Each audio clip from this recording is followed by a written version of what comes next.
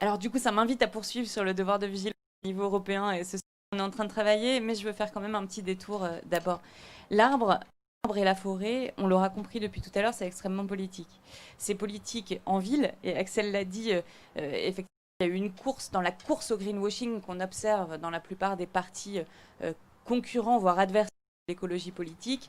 On prétend qu'on va planter quelques arbres et puis que ça va faire de nous des endroits verts, alors que l'arbre et la forêt, c'est un enjeu d'hébergement de la biodiversité ordinaire qui est elle aussi extrêmement attaquée, même si on parle souvent des espèces sauvages en voie de disparition, mais la biodiversité ordinaire est particulièrement attaquée et doit être protégée. C'est un enjeu d'équité sociale, Julie l'a rappelé. C'est aussi un enjeu dans nos campagnes, dans nos montagnes, dans les outre-mer a fortiori.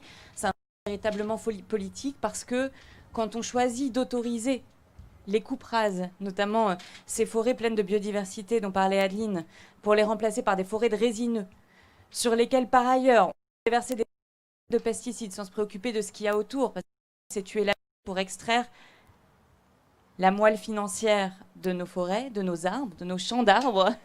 euh, quand on décide de poursuivre, de mettre en place une stratégie nationale pour la biodiversité sans mettre d'actes derrière les mots, quand on décide de mettre en place une loi sur le devoir de vigilance et qu'encore un rapport nous montrait que la intégralité des entreprises qui pourraient être concernées par ce devoir de vigilance sur les forêts n'ont absolument pas agi en faveur de l'arrêt de la déforestation. Eh bien, quand on regarde tout ça, on comprend bien qu'il y a les mots politiques comme dans beaucoup de domaines, et puis il y a les actes, et qu'on est là dans un domaine qui correspond à la fois à notre rapport au vivant, tout de suite, mais aussi aux politiques qu'on a envie de mettre en place, aux politiques publiques, à l'affirmation des communs citoyens, l'affirmation des communs citoyens naturels. Pour moi, c'est important de distinguer les communs naturels des biens communs. Une forêt, sa vie, c'est justement ce qui fait que ce soit bien. Mais voilà, donc on sent bien qu'on s'affronte à des lobbies, à des intérêts économiques, que c'est bien toute une organisation qui remet en cause, d'où le fait que ce sujet soit éminemment politique et mérite toute sa place ici à nos journées d'été. Je disais à l'instant, l'arbre c'est la vie, je crois que ça a été très bien montré dans La vie secrète des arbres. Ce que je dis beaucoup, on s'intéresse énormément au bien-être animal, on en parle partout. Et l'éthologie, c'est depuis plus de 50 ans. Or, on est simplement aujourd'hui en train de découvrir que les arbres respirent, ont des pulsations de cœur, ressentent de la douleur, de la mémoire et communiquent entre eux. Communiquent entre eux via des réseaux de champignons notamment, mais pas seulement. Et donc on voit bien que c'est un organisme vivant. Un arbre seul est un organisme vivant, mais un massif forestier, alors j'ai le mot qui m'échappe, mais vous voyez un groupement d'arbres qui forment forêt, qui forment un espace de biodiversité, est un organisme vivant en tant que tel. J'aimerais aussi faire un saut sur la période qu'on traverse aujourd'hui. On est en plein choc de ralentissement de l'économie, on est en pleine pandémie, des milliers de morts, encore que la pollution de l'air, et on peut se demander pourquoi est-ce qu'on parle plus de la Covid-19 que de la pollution de l'air, mais on sait aujourd'hui, on le savait déjà depuis longtemps, mais de nombreuses études du PNUE et de l'ONU, l'Université de Londres, de Cambridge, de Californie, le Provenge, nous montrent que la destruction de l'habitat naturel, notamment des forêts, a causé, ou en tout cas accélère, des pandémies qui devraient se démultiplier dans les années qui viennent. L'arbre, la forêt, c'est la vie, aussi parce qu'il y a des populations qui vivent dans ces forêts, les peuples autochtones évidemment, mais en France aussi, et pas seulement en Guyane, on a des populations qui vivent dans ces forêts.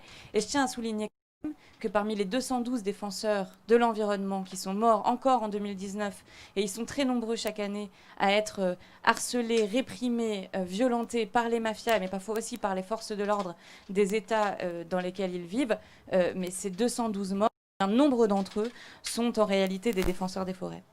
Je veux aussi dire que l'arbre et la forêt, c'est aussi un instrument de libération.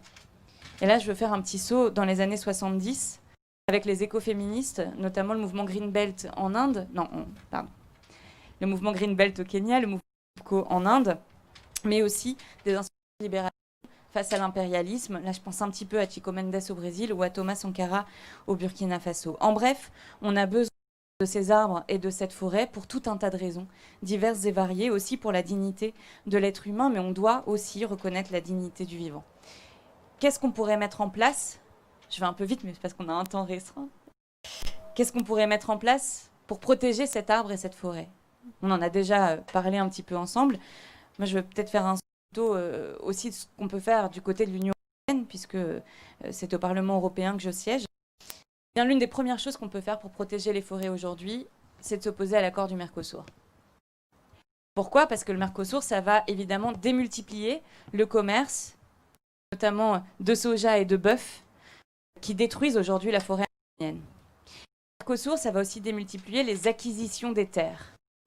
Et ce qu'on observe aujourd'hui, et il y a un récent rapport de Carbon Brief qui le montre très bien, c'est que la plupart des acquisitions des terres aujourd'hui dans le monde se font par l'achat de terres par des populations étrangères qui ne vivent pas dans le pays dont ils ont les terres, et que par ailleurs ça accélère de manière massive la déforestation dans le monde. Alors on doit dire stop au Mercosur.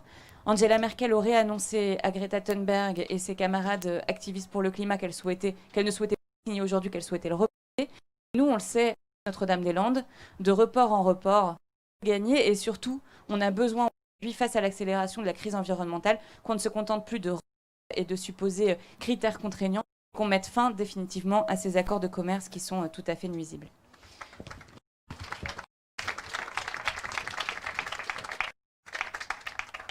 Je regarde les animateurs en me demandant combien de temps il me reste. La question des défenseurs de l'environnement, elle est centrale. Je vous en dis un mot. Aujourd'hui, quand on demande aux autorités françaises ou européennes qu'est-ce que vous faites pour les défenseurs de l'environnement, ils nous disent écoutez, on ne fait rien, ce sera un gaspillage d'argent public. L'ONG s'en charge. Nous, on le sait, on a besoin d'une diplomatie qui protège aussi les défenseurs de celles et ceux qui nous protègent et qui permettent de garantir la vie sur Terre aujourd'hui.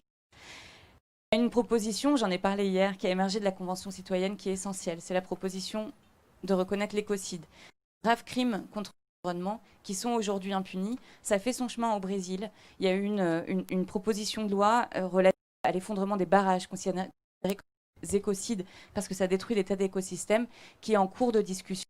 On a besoin de se mobiliser aussi partout dans le monde, tous ensemble, pour faire face à ces écocides.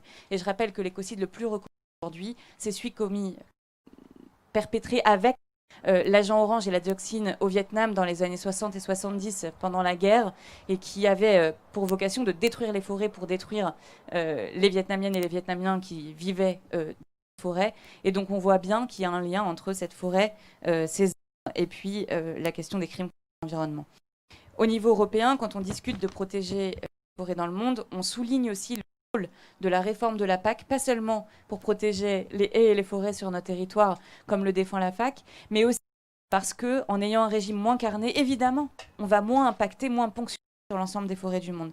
Enfin, sur cette question du devoir de vigilance, oui, on a des lois au niveau français, un règlement qui repose à peu près sur les mêmes fondamentaux, même si c'est un petit peu plus faible, qui existe déjà au niveau européen. On est en train aujourd'hui de garer pour qu'il y ait une loi sur le devoir de vigilance plus forte et aussi une stratégie particulière sur la fin de la déforestation dans le monde qui soit adoptée au niveau européen. Et peut-être même que l'Union européenne pourrait aller plus loin que la France, parce qu'au-delà des pénalités civiles qui sont incluses dans la loi française, on pourrait ajouter une responsabilité pénale des dirigeants. Et je pense à Nike pour le cuir, par exemple, je pense à McDonald's, je pense à Carrefour, à Casino, voilà, toutes ces entreprises qui aujourd'hui contribuent à la déforestation dans le monde à partir de notre consommation. Et puis pour finir, je promets, je finis dans 1 ou 2 minutes, max. Pour finir, l'arbre, c'est la vie. Mais donc, si on ne veut pas qu'il y ait seulement une approche utilitaire, si on veut qu'il y ait de la vie, eh bien, il faut considérer la dignité, reconnaître la dignité de l'arbre et des forêts. Ce qui est intéressant, c'est que l'un des articles phares de la bataille pour la reconnaissance des droits de la nature dans le monde, c'est l'article écrit par Christopher Stone en 1972 dans une affaire où, pas McDonald's, Walt Disney voulait installer un grand parc sur une de séquoias centenaires en Californie. Le livre s'appelle « Les droits de pouvoir plaider » et depuis, on voit apparaître la reconnaissance des droits de la nature partout sur la planète avec une très belle décision, notamment, entre autres, de la Cour suprême de Colombie qui octroie des droits à la forêt amazonienne sur son territoire. On voit de telles initiatives émerger aussi ces dernières années des villes et des citoyens. Il y a eu un grand manifeste qui est parti de Séville en 2018 parce que les citoyens se sont alliés contre l'abattage de 600 arbres dans la ville. Il y a eu le 5 avril 2019, sur l'impulsion de l'association Arbre, une déclaration solennelle, officieuse certes, mais des droits des arbres à l'Assemblée nationale, qui est signée depuis par un nombre croissant de collectivités. J'espère que nos élus leur prendront la suite. Et puis il y a eu la citoyenne qui a à son tour dénoncé les coupes rases et la disparition des arbres remarquables. La Constitution fédérale suisse reconnaît la dignité de la plante. Nous, on peut et on doit le faire aussi au niveau du droit français, de la Constitution française si c'est possible, dans nos régions, dans nos collectivités, dans nos intercos, dans nos villes. On peut avancer vers la reconnaissance de la dignité des éléments naturels, de ces communs naturels, et on peut changer profondément notre rapport humain avec le vivant, ce qui transformera aussi nos politiques publiques.